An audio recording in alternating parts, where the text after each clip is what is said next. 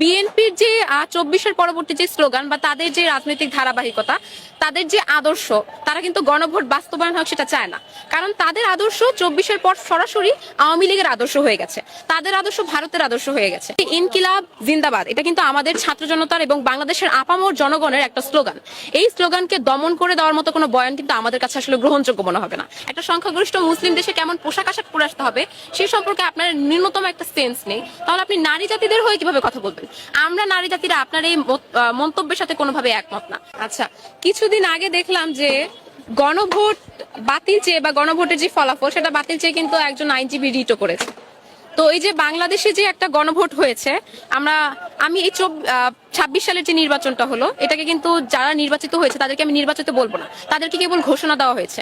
এই 26 সালের নির্বাচনে কিন্তু অনেক ভোট কারচুপি হয়েছে, সেটা আমরা সবাই জানি। পাশাপাশি যে গণভোটটা হয়েছে সেই গণভোটে কিন্তু তারা অতটা কারচুপি করতে পারেনি, হ্যাঁ ভোটই বেশিরভাগ সফল হয়েছে। এমনকি বিএনপিরও যারা ছিল অনেকে কিন্তু হ্যাঁ ভোটে ভোট দিয়েছে। কিন্তু বিএনপির যে 24-এর পরবর্তী যে স্লোগান বা তাদের যে রাজনৈতিক ধারাবাহিকতা, তাদের যে আদর্শ, তারা কিন্তু গণভোট বাস্তবায়ন হোক সেটা চায় না।